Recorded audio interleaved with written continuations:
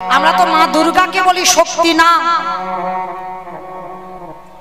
সব থেকে শক্তি হচ্ছে আমার শ্রীমতী রাধারানী।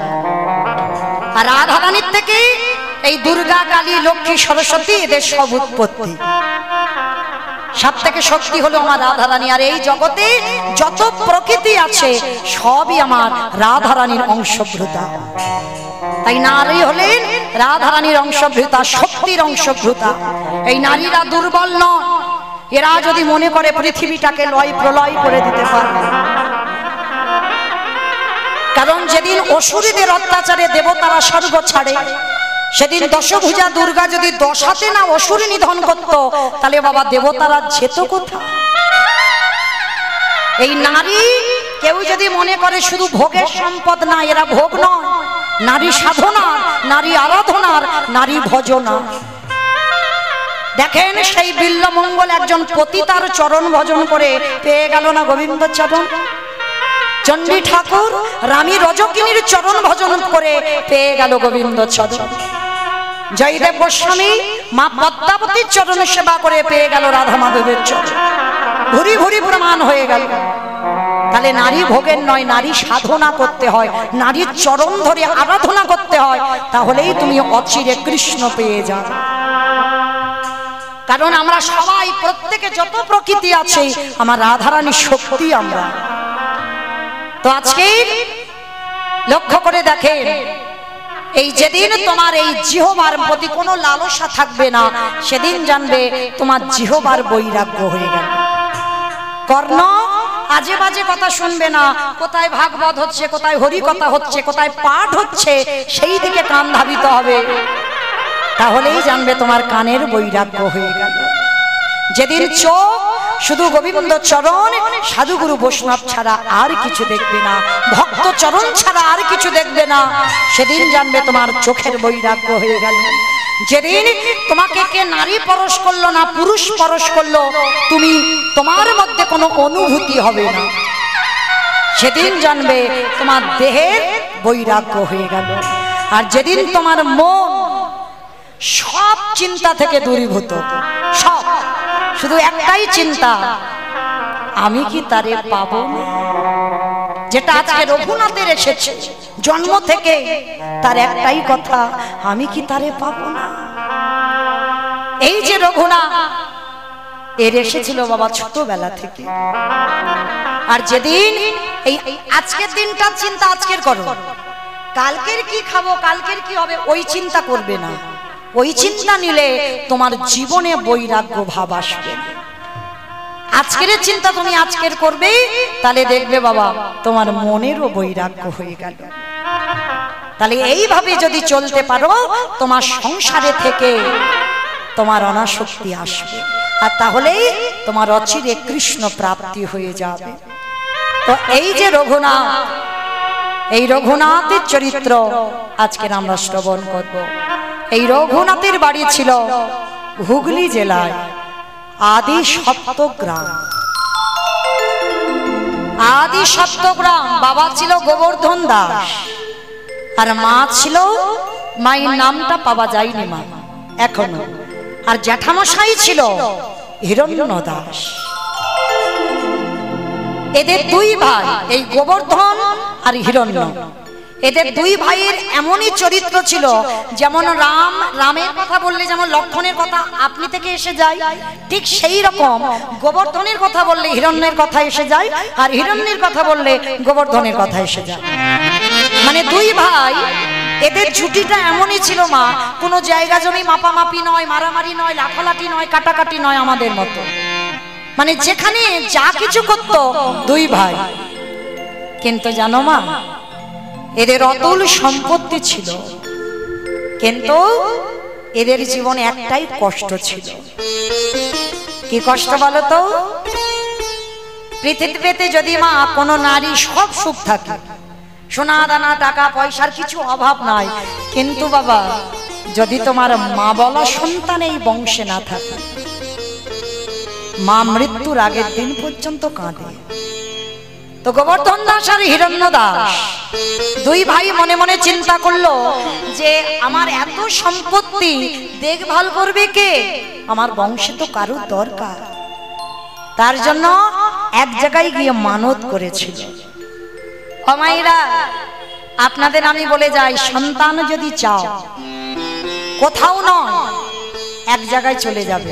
আমার বিশ্বাস, যদি তোমার কর্ম ভালো হয়, যদি তোমার ভজনটা ঠিক থাকে, যদি তুমি আমার রাধারানীকে মন প্রাণ দিয়ে ভালোবাসো, তাহলে অবশ্যই তোমার সংসারে একটা কৃষ্ণ বলা সন্তান আসবে। তবে যেতে হবে তার কাছে। কোথায়? যেটা হলো উত্তরপ্রদেশ, রাধা কুণ্ডের তীর। অনেক ডাক্তার, বৈদ্য, কবিরাজ করে বেড়াচ্ছ, কিন্তু একটা সন্তান পাচ্ছ না। আমি গ্যারান্টি দিয়ে বলছি, আমার রাধারানীর চরণের দাস চলে যাবে রাধা কুণ্ডে। তবে যে কোনো মাসে নয়, নিয়ম সেবার মাস, দামোদর ব্রতের মাস। এই দামোদর ব্রতের মাসে রাধা কুণ্ডের তীরে গিয়ে রাত্রিবেলা রাধা কুণ্ডেতে স্নান করে নিজে আঁচলটা পেতে আমার রাধারানীর কাছে ভিক্ষা চাই। রাধা, তুমি যদি করুণাময়ী হও, তুমি যদি কৃপাময়ী হও, রাধে, আমার বংশে তোমার সেবার জন্য, তোমার চরণের দাসী হওয়ার জন্য আমার বংশে একটা কৃষ্ণবলা পাখি দিও। যদি নয়ন জলে তার চরণ ভাসিয়ে বলতে পারো না, আমার বিশ্বাস তোমার কৃপা হবেই হবে। যারা সব তীর্থে যেতে পারো না, একবার রাধা কুণ্ডে স্নান করবে। কারণ আমাদের দ্বারা বাবা একটু অর্থেরও তো দরকার সব তীর্থে স্নান করতে গেলে। পৃথিবীতে তো কম তীর্থ নেই, অত অত তীর্থে যাওয়ার অনেকের সময় নেই, অনেকের কর্মজীবী আমরা পারি না, অনেকে অর্থের অভাবে পারি না।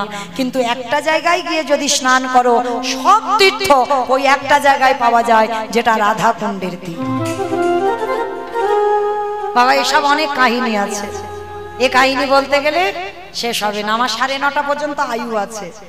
যাই হোক, আজকে সেই রাধা কুণ্ডে মানত করে এলো। আর যেই না মানত করে এসেছে, আমার রাধারানী এত কৃপাময়ী। হিরণ্য দাসের ঔরস নয়, গোবর্ধন দাসের ঔরসে জন্ম নিয়েছিল ওই আদি সপ্তগ্রামে এক রাধারানীর সেবিকা, যার নাম হচ্ছে রঘুনাথ দাস। তবে মায়েরা, একটা কথা মনে রেখো, ভজন করলে হবে না, ভজনটা যেন তোমার গোপী ভাবে হয়। রাধারানীর চরণের দাস হতে গেলে তোমাকে পুরুষ ভাব রাখলে হবে না। কি গো মায়েরা, এখানে আপনারা দেখতে পাচ্ছেন এই যে ভাইরা, এরা পুরুষ? ভুল কথা, এরা কেউ পুরুষ নয়, সবাই আমরা প্রকৃতি, সবাই নারী। পুরুষ তো একজন, যিনি হলেন অনাদিরাদি গোবিন্দ। এই প্রশ্নটা মীরাবাই সনাতন গোস্বামীকে বলেছিল। যখন মীরাবাই সনাতন গোস্বামীর সঙ্গে দেখা করতে গিয়েছিল না, সনাতন গোস্বামী বলেছিল, আমি নারী বদন দেখি না। তখন মীরা প্রশ্ন করেছিল, কে পুরুষ?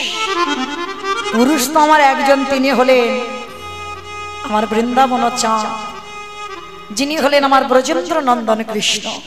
আর যারা আছে সবাই আমরা প্রকৃতি। তাহলে কিসের পুরুষত্বের বড়াই করো? সেই মীরাবাইয়ের কথা শুনে আমার সনাতন গোস্বামীর চৈতন্য ফিরে গেল, একটা নারীর কথা। তাহলে আজকে এই সেবা করতে গেলে গোপী ভাব রাখতে হবে। যখন পূজায় বসবে, যেসব দাদা ভাইরা পূজা করো, যখন পূজায় বসবে, তখন পূজায় বসে তোমার নিজে যে আমি পুরুষ, এইটা ভুলে যেতে হবে। আমি নারী, আমি আমার রাধারানীর চরণের দাস, আমি রাধারানীর চরণের সেবিকা হতে চাই। আর এই মনোভাব নিয়ে যদি তুমি সেবা পূজায় বসো, তোমার কৃষ্ণ প্রাপ্তি হয়ে যাবে। তুমি যত বড় পাপী হও, যত বড় অপরাধী হও। তো আজকে এই রঘুনাথ দাস জন্ম নেওয়ার পর থেকে বৈরাগ্য ভাব, তার কোনো কিছু খেলা ভালো লাগে না, সর্বদা কৃষ্ণ নামে পাগল। যেখানে হয় হরি কথা, কৃষ্ণ কথা, সেখানে রঘুনাথ চলে যায়। যেখানে সাধুগুরু বৈষ্ণবরা আসে, রঘুনাথ ছোটবেলা থেকে হামাগুড়ি দিয়ে সেই দিকে চলে যায়। রঘুনাথ ছোটবেলা থেকেই বাবা কৃষ্ণ নামে পাগল। বাবা জ্যাঠা মনে মনে স্থির করলো যে ছেলেটাকে পাঠশালায় ভর্তি করতে হবে।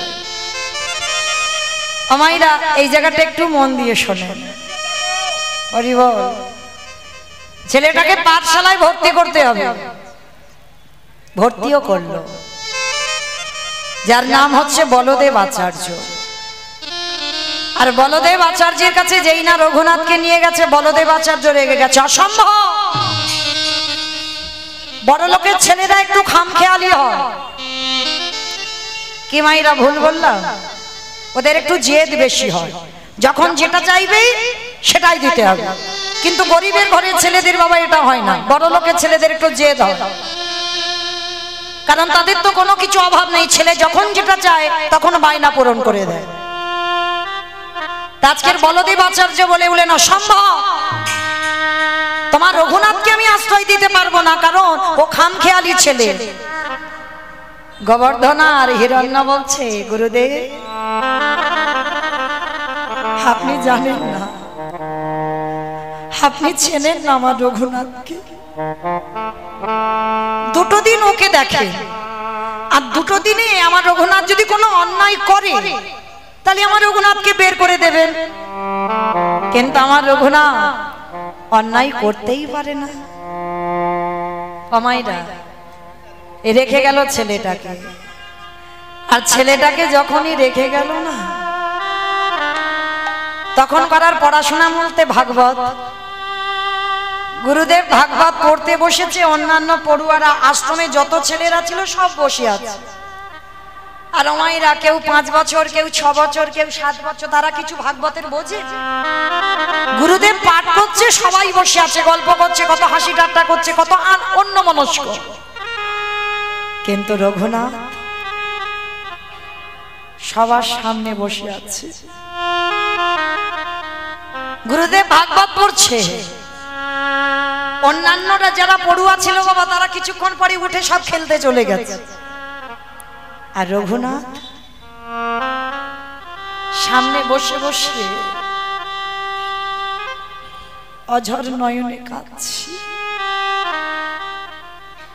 গুরুদেব পাঠ করতে করতে, কি রঘুনাথ, এই রঘুনাথ, হ্যাঁ বাবা কাঁদছিস কেন তুই বসে বসে? আমি ভেবেছিলাম তুই বুঝি আশ্রমে কত দুষ্টুমি করবি। হ্যাঁ রে, তোর কি বাবা মার জন্য, জ্যাঠামশাইয়ের জন্য মন খারাপ হচ্ছে? না গুরুদেব।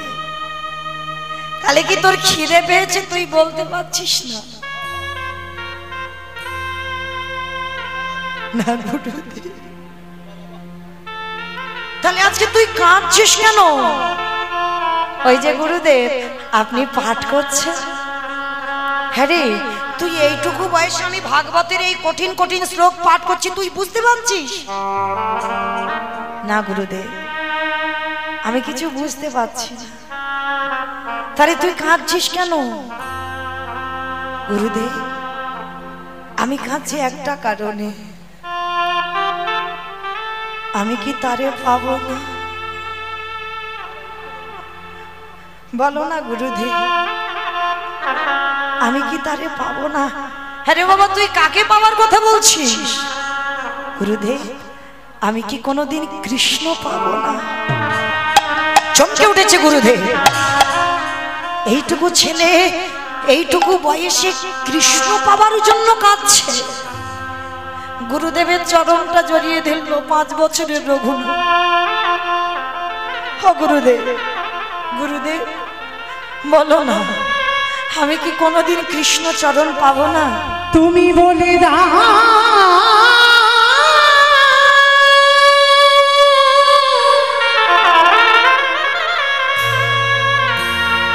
ও গো গুরু,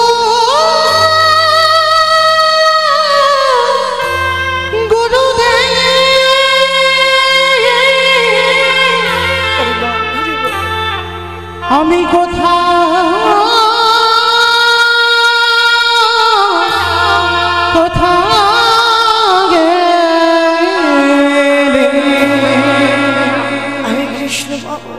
কোথা গেলে কৃষ্ণ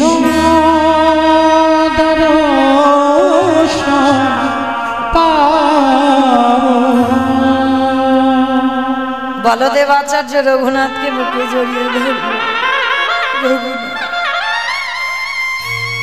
ভাবি বাবা, তোর এই যে এত অল্প বয়সে এত বৈরাগ্য ভাব, পাবি পাবি তুই কৃষ্ণ চরণ পাবি। আর ঠিক সেই সময় লক্ষ্মীরা উদ্ধার করে বেনাপুলের জঙ্গল থেকে নামাচার্য হরিদাস ঠাকুর এসেছিল বলদেব আচার্যের ঘরে। আর রঘুনাথ এমনই একটা ছেলে ছিল না, জানো মা, সবাই ওই হরিদাস ঠাকুরকে দেখে সবাই পঞ্চাঙ্গ প্রণাম করছে। মানে পঞ্চাঙ্গ প্রণাম মানে কি মা, আমরা নারী জাতি তো, আমাদের ষষ্ঠাঙ্গে দণ্ডবত প্রণাম করা নিষিদ্ধ।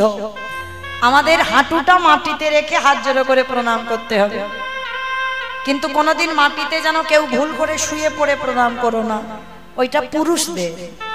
তো আজকে যেই না বাবা এই রঘুনাথ দাস, সমস্ত ভক্তরা সবাই তো পঞ্চাঙ্গ প্রণাম।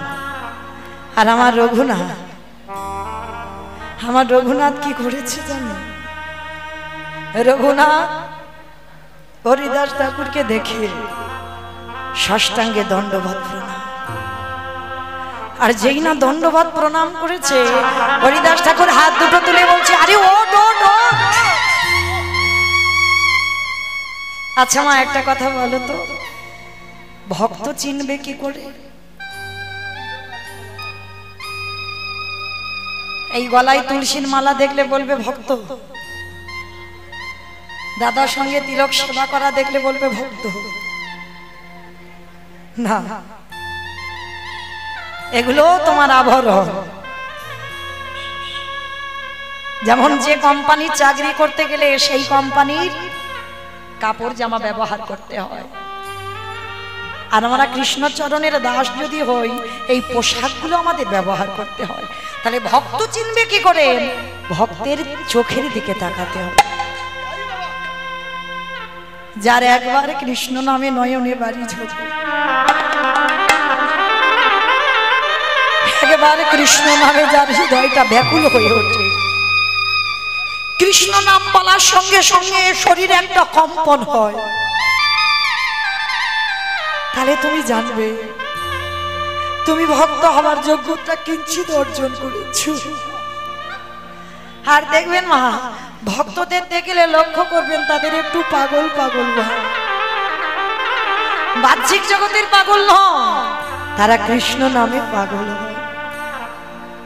আজকে রঘুনাথকে যেই না হাত ধরে তুলেছে, হরিদাস ঠাকুর নয়নের দিকে তাকিয়ে বলছে, এই তো আমার সেই মাটি, এই মাটিতে যদি আমি বীজ বপন করি তাহলে অঙ্কুরিত হবেই হবে। আর এই যে রঘুনাথ সব সময় হরিদাস ঠাকুরকে অনুকরণ করত।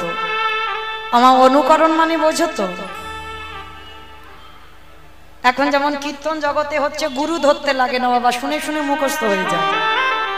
তুমি যদি গুরু নাও ধরো তাহলে তুমি লীলা গাইতে পারো। এগুলো হচ্ছে অনুকরণ করা, কিন্তু তাদেরও ক্ষমতা থাকা দরকার যারা এগুলো করে। ভালো, আমি খারাপের জন্য বলছি না বা খারাপও বললাম না।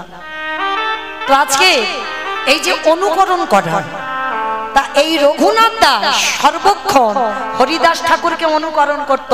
কি অনুকরণ করত বাবা? যারা ভজন জগতে নেমেছেন, মনে রেখো ভজন অত সোজা নয়, তাদের আহার কমাতে হবে আর নিদ্রা কমাতে হবে। এই দুটো জিনিস সবার আগে দরকার, আহার আর নিদ্রা। দিবানিদ্রা তো নিষিদ্ধ, আহার করতে হবে। রঘুনাথ করতো, একটা ছোট্ট ছেলে 24 ঘন্টায় একবার আহার, কঙ্কাল সার দেহ হয়ে গেছে। গুরুপাঠ শেষ করে বাড়িতে ফিরেছে, কিন্তু বাবা ফিরলে কি হবে? আগে যার হৃদয়ে প্রেম ভক্তি ছিল তার থেকে গুরুপাঠ থেকে এসে বাবা আরো দ্বিগুণ ভক্তি বেড়ে গেছে। রাস্তা দিয়ে যদি বৈষ্ণব ছুটে যায়, রঘুনাথ তার পিছনে ছুটে চলে যায়। যদি কোথাও হরি নাম কীর্তন হয়, পাগলের মতো ঘর থেকে চলে যায়। কোথাও যদি ভাগবত পাঠ হয়, কাউকে না বলে রঘুনাথ রাতের অন্ধকারে বেরিয়ে যায়। আর জমিদারের ছেলে তো, প্রজারা আবার ধরে নিয়ে আসে। তো বিরক্ত হয়ে গেছে বাবা জ্যাঠারা, রঘুনাথের অবস্থা দেখে, পাগল পাগল ভাব দেখে একদিন রেগে গিয়ে বলে উঠলেন, জ্যাঠামশাই রঘুনাথ, তুই আমার জমিদারের ছেলে, আর তোর যদি স্বভাব, তোর চরিত্র যদি এইরকম পাগল পাগল ভাব হয়, কোথায় সাধুগুরু বৈষ্ণবদের দেখলে তাদের পিছনে ছুটে যাও। শোন, আজকে থেকে তোকে আমি ঘরে বন্দি করে রেখে দেব। রঘুনাথ হেসে উঠেছে, জ্যাঠামশাই ঠিক করেছ, ঠিক করেছ, আমি তো পাগল, আমাকে ঘরে বন্দি করে রেখে দাও, আমি বাইরে যেতে চাই না। কারণ নিরজন জায়গা না হলে কৃষ্ণ ভজন হয় না। আমি নিরজনে থাকবো, আমার ভজন সাধন হবে। আজকে নিরজন জায়গায় বসেছে, হাতে পায়ে শিকল দিয়ে রেখে দিয়েছে গো রঘুনাথে। কেন জানো? কৃষ্ণ ভোলাবে বলে। কি গো মায়েরা, ভোলা যায়? যার চরণে তুমি দেহ মন প্রাণটা দিয়ে দিয়েছো,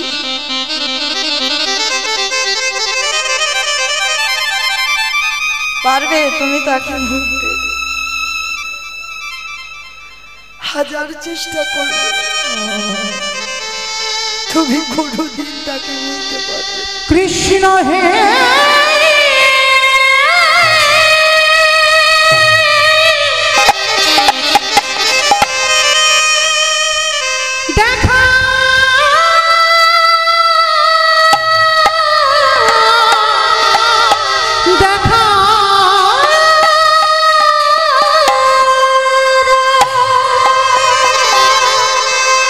রঘুনাথ নিরজনে বসে কাঁদছে, এক সপ্তাহ কিছু খাইনি। বাবা জ্যাঠা খাবার পাঠাচ্ছে, সব খাবার রেখে দিয়েছে। যখন জ্যাঠামশাই খবর পেল রঘুনাথ কিছু খাচ্ছে না, রাতের অন্ধকারে রঘুনাথের কাছে এসেছে। জ্যাঠামশাই, রঘুনাথ, শুনলাম তুমি নাকি কিছু খাচ্ছ না, কি হয়েছে তোমার? তুমি জানো তুমি জমিদার বাড়ির ছেলে, আর তোমার এই স্বভাব মানায় না। কি গো, যে কৃষ্ণ নামে একবার ডুবে যায়, তার এই বাহ্যিক জগতের কিছু ভালো লাগে না।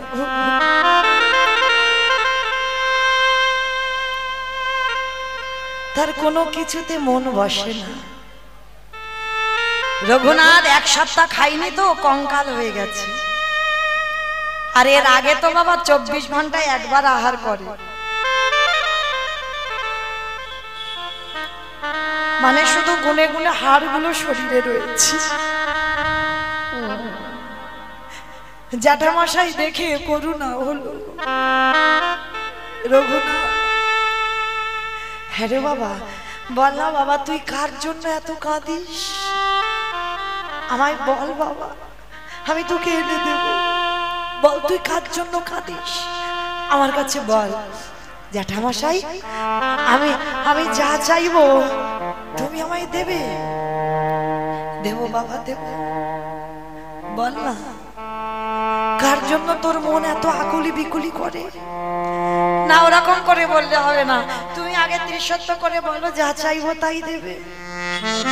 বেশ, যা চাইবি তাই দেব। ত্রিশত্ব করেছো কিন্তু,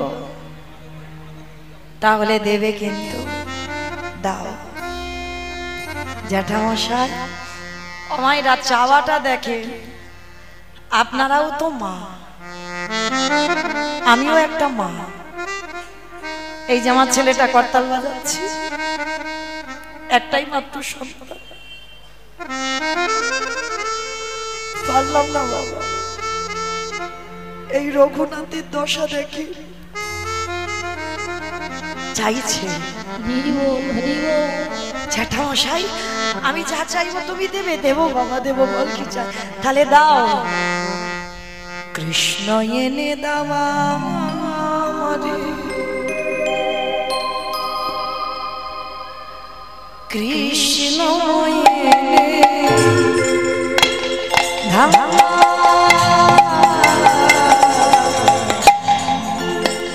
কৃষ্ণ এনে দাও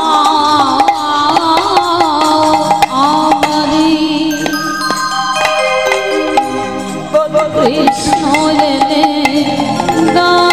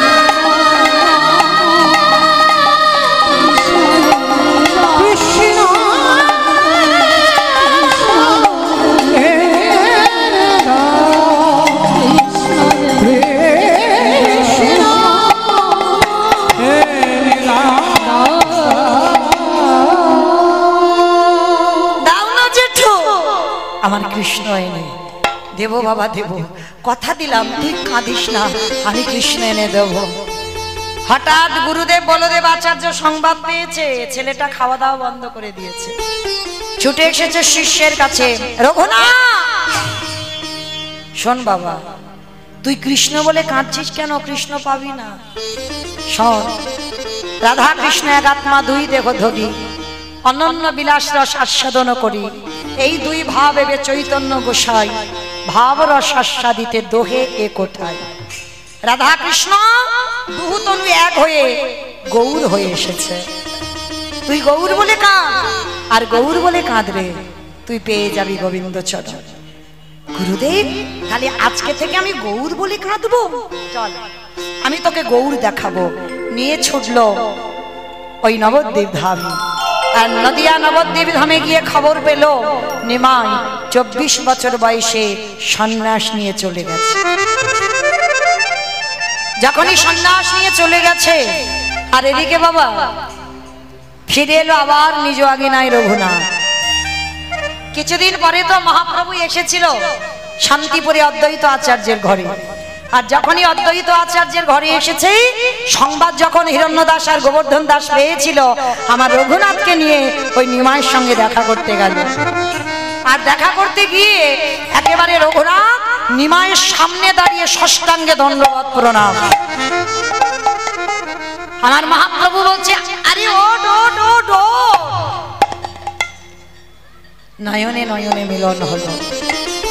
নিতাই চাঁদকে বলল, দাদা যাও, আমার সেবার থালাতে যে প্রসাদী আছে তুমি রঘুনাথকে দাও।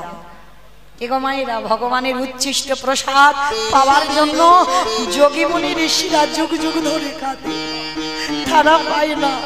আর রঘুনাথ প্রথম দর্শনে ভগবানের উচ্ছিষ্ট প্রসাদ পেয়ে গেল, কৃপা হয়ে গেল। বেশ কিছুদিন ওই শান্তিপুরে অদ্বৈত আচার্যের ঘরে আমার মহাপ্রভু চরণ সেবা করলো। এইবার যাবার সময় হয়েছে প্রভু।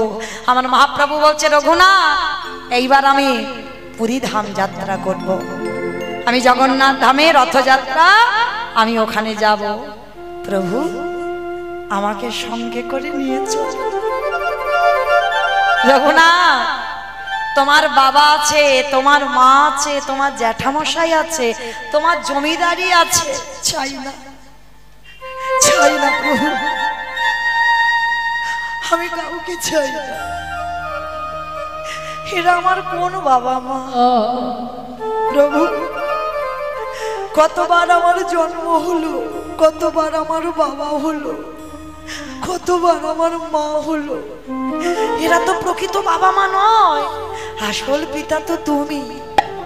আমি জানি প্রভু, ওরা আমার জড় জগতের বাবা মা, আমার দেহ জগতের বাবা মা, কিন্তু আসল বাবা মা তো নয়। আমি যাব। রঘুনাথ তুমি আমার কথা শোনো, তোমার এখনো সেই বৈরাগ্য এসেছে প্রভু, আমি তো সব ত্যাগ করে দিয়ে এসেছি। শোনো রঘুনাথ, মর্কট বৈরাগ্য ধারণ করবে না। মর্কট বৈরাগ্য মানে ওই যে বিষয় বৈভবে লালসা থেকে বৈরাগ্য, এগুলো হয় না।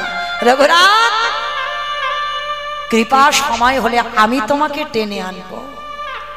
তুমি যতই ছটফট করো না কেন, তুমি আসবে আর চলে যাবে, কিন্তু যতদিন না আমার ইচ্ছা হয় কোনোদিন তোমার ইচ্ছা পূর্ণ হবে না।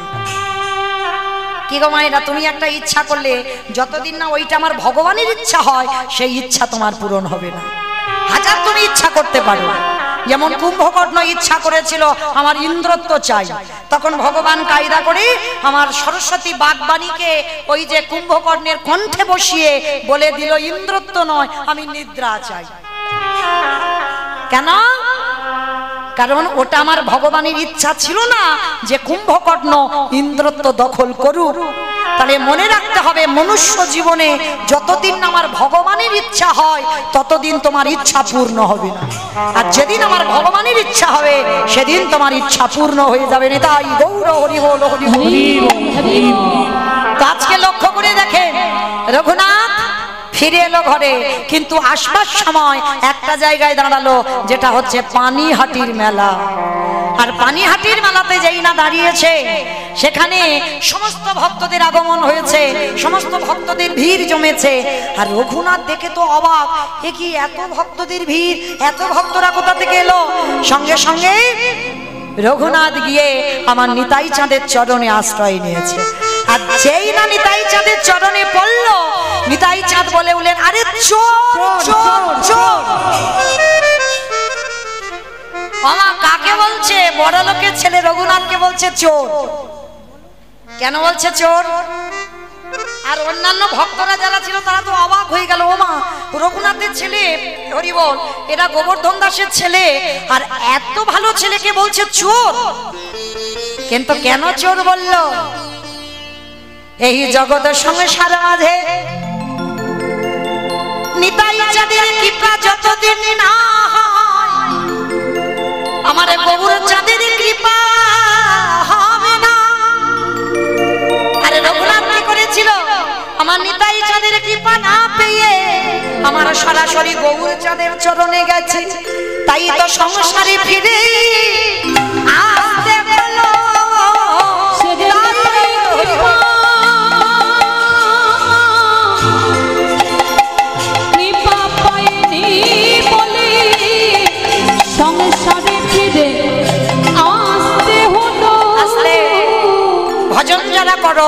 যেমন এই রাধা গোবিন্দ ভজন করতে গেলে আগে রাধা চরণ বসতে হবে, তবে অচিরে কৃষ্ণ পাবে। আর কলিকালের ভক্ত আমরা নিতাই চাঁদের চরণ বসতে হবে, তবেই পাবে আমার গৌর চরণ। আর গৌর চরণ পেলেই তবে রাধা গোবিন্দের ব্রজে গিয়ে নিত্য লীলা দর্শন করতে পারবে। এই জন্য রঘুনাথকে বলেছিল তুমি চোর, তুমি আমার কৃপা না পেয়ে তুমি আমার ভাইয়ের কাছে গেছো, তাই তোমাকে দণ্ড দেওয়া হবে। ওমা, আমাকে কি দণ্ড, কি শাস্তি দেওয়া হবে? হোক, বলছে অন্য কোনো শাস্তি নয়, আজকে এই পানিহাটির মেলাতে যত ভক্তরা এসেছে সবাইকে তুমি চিরা দধি খাওয়াবে। আজ যারা যাবেন পানিহাটির মেলায় ভক্তদের উৎসবে দেখবেন সেখানে চিড়ে দই খেতে দেওয়া হয়। যত দোকানে দোকানে চিড়ে দুধ দই ছিল, মিষ্টি চিনি সন্দেশ মিষ্টি যা ছিল সব ওই গোবর্ধন দাস আর রঘুনাথ দাসের বাবা জ্যাঠা দুইজনে সমস্ত কিছু কিনে পানিহাটির মেলাতে ওই ভক্তদের বিতরণ করলো। আজও সেই উৎসব পালন হয়। ওই পানিহাটির মেলাটাকে বলা হয় দণ্ড মহোৎসব। নিতাই চাঁদ রঘুনাথকে দণ্ড দিয়েছিল। এইবার রঘুনাথ ফিরে এলো, বাবা মা চিন্তায় পড়লো, ছেলের সবসময় পাগল পাগল ভাব, তাহলে ছেলের কাঁধে একটা জল চাপাতে হবে। আমার জল চাপানো মানে বোঝো তো, একটা বিয়ে দিতে হবে। হরিবল, শুভ দিন শুভ লগ্নে শুভক্ষণে একটা মেয়ে দেখাশোনা হলো, যার নাম হচ্ছে রত্নাবতী। সে রূপ তো নয়, স্বর্গের অপ্সরা হার মানবে। কেন? কৃষ্ণ ভোলাবার জন্য ওই রকম রূপবতীর সঙ্গে রঘুনাথের বিয়ে হলো। অত সোজা নয়। কি গো, যার প্রতি একবার মন পড়ে, হাজার সিনেমাটি এনে সামনে দিয়ে দাও তো দেখি, মন যাবে? হ্যাঁ, কখনো যাবে না। তা ভালো তো বেসেছে কৃষ্ণকে, রূপবতী যদি আনো কখনো সেদিকে মন যাবে না। বিয়ে হলো, বিয়ের পরের দিন হলো কাল রাত্রি, তার পরের দিন হলো ফুলসজ্জার রাত।